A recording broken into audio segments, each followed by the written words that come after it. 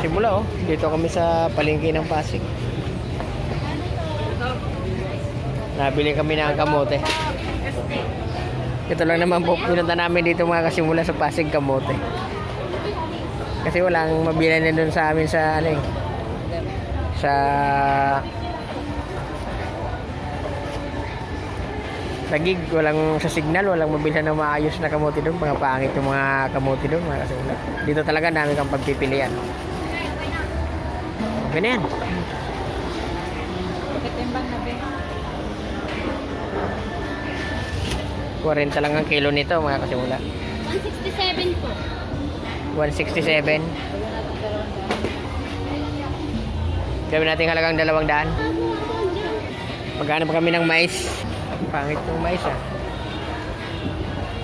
Magkano kilo ng mais? 60 Ha? 60 sa puti. 80 po. 80? Ang mahal ng puti ah. Dito na lang tayo. Ilang bawang to? Ilang kilo po ba? Mga tatlo. 60 lang po. Puro bagong balat naman po eh. Kwenta na lang.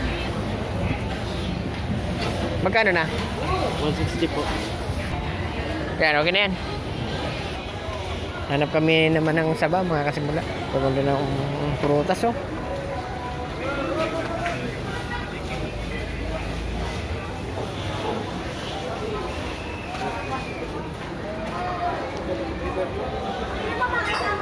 Dito ata banda.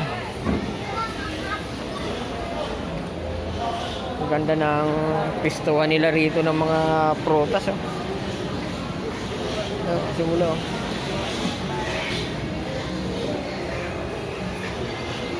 Ganda talaga dito sa Pasig Mega Market.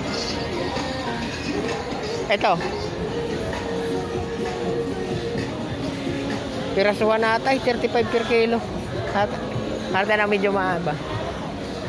So tayo dito. Ay dito. Iikot ko kayo sa palengke ng Pasig mga kasimula. Lakatan 160 ang kilo.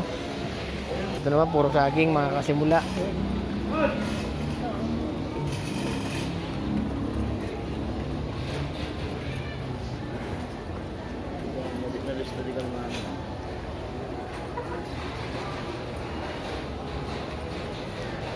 Ito oh, ganda oh. Magkano po dito? Native yan? Maganda naman yan. Hindi, yung malabo. Masarap pa si Mindoro eh. Hindi. Siguro, Ayan daw. okay. Ito daw. Ayan. Yan, perfect. Yung galing Mindoro daw yung bibili niya. Isang ganyan lang mga kasimula oh. 106 na isang piling. Nung araw mga kasimula, dito ako namimili. Halos gabi-gabi ako rito noon. Itong tindira na ito, sogay ko ito nung araw. Tapos doon, may sogay ako dyan. Bili ako ng mangga. Uwi na kami mga kasimula. Tuloy mo, pinya 90 ang isa. Uwi na kami mga kasimula. Kunin ko na. Thank you. Ha? Okay. Oo.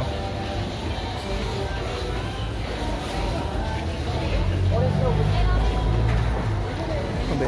Uy, ate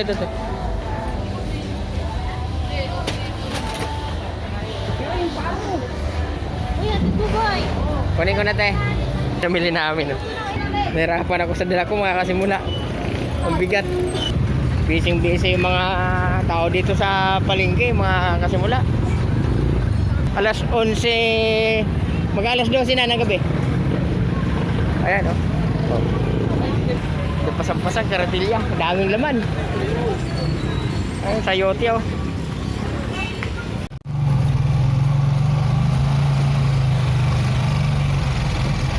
Nakauwi na po kami. Ito na mga kasimula. Pagdating namin, nilaga na namin agad para hindi siya tumabang. Yan na siya oh.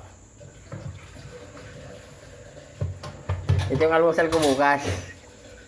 Kaya lang hindi ko na ipapakita sa inyo pag almusal ko kasi baka mapurga na kayo sa kaalmusal ko eh.